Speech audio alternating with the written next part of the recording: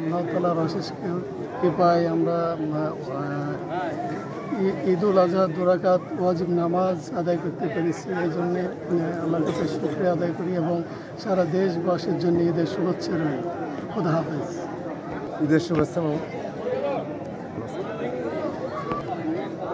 আজকের এই ঈদুল আজহা, তাই তো, ঈদুল আজহার দিনে সবাইকে জানাই ঈদের শুভেচ্ছা ও অভিনন্দন। ঈদের কি শুভেচ্ছা দেব? আমরা ঈদুল আজহার নামাজ খুব সুষ্ঠু শান্তভাবে আমরা সবাই গ্রামবাসী এক জায়গায় পড়তে পেরেছি। প্রিয় গ্রামবাসীর কাছে আমরা কৃতজ্ঞবান। কুরবানের উদ্দেশ্যে বাড়িতে ফিরে যাব। ঈদুল আজহার উপলক্ষে আজান গ্রামবাসীর পক্ষ থেকে ঈদ মুবারক। সকলকে আবারও ঈদ মুবারক।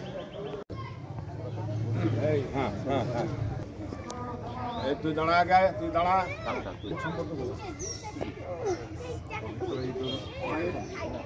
বিসমিল্লাহির রহমানির রহিম। ওটা আজানের পরে করলে হবে। আপনাদের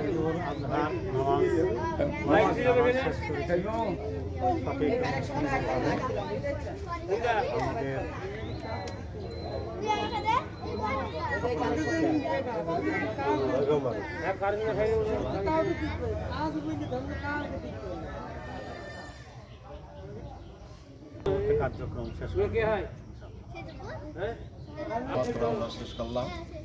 আবহাওয়া অত্যন্ত সুন্দর, আল্লাহ আমাদের জন্য সুন্দর পরিবেশ করে দিয়েছেন, এই জন্য সবাই আমরা বলি শুকরিয়া আদায় করি আলহামদুলিল্লাহ। এরপরে আমাদের পরবর্তী কার্যক্রম কোরবানির জন্য আমাদের নির্দিষ্ট জায়গা নির্দিষ্ট করা আছে, সেখানে সবাই মিলে সমবেত হবে এবং সেখানে আমরা যাবো।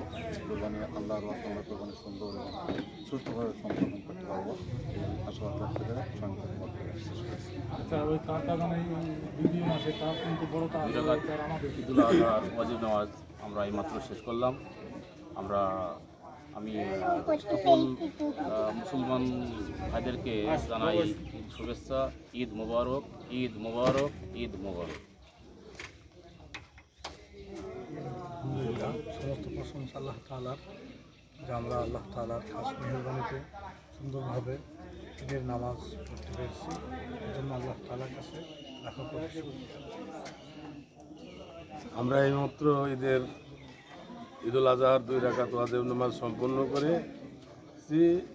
এখন আমরা বাড়ি যাওয়ার উদ্দেশ্যে রওনা দিলাম। ঈদ মুবারক।